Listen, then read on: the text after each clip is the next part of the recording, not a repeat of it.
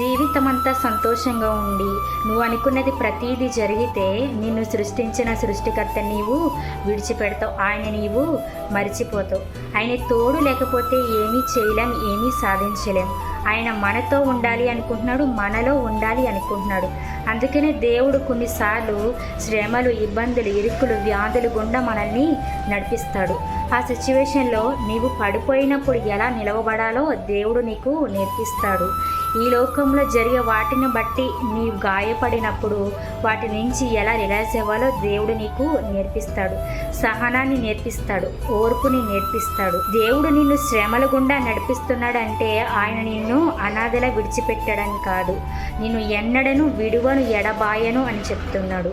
ఈ సమస్యలో నువ్వు ఎదుర్కొంటున్న ప్రతి పరిస్థితులను బట్టి నువ్వు చూసేది, నువ్వు వినేది ఏది నీ అక్కర్రాదని, ఎవరు నీకు తోడుండరని, ఇవన్నీ ఒక రోజున పతనమైపోతాయని, అశాశ్వతమైనవని దేవుడు నీకు తెలియజేస్తాడు.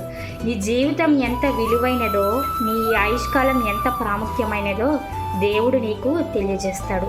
ఆయన వాక్యం ఏమని హెచ్చరిస్తుందో తెలుసా? ఎఫెసీయులకు 5వ అధ్యాయం 15వ వచనం, సమయమును పోనీయక సద్వినియోగం చేసుకోండి అని చెప్తుంది. కంఠంలో ప్రాణం ఉన్నప్పుడే, ఆయుష్ ఉన్నప్పుడే నిజమేంటో తెలుసుకో, సత్యమేంటో తెలుసుకో, నిజ దేవుని ఎవరో తెలుసుకొని జీవించు. ఆమె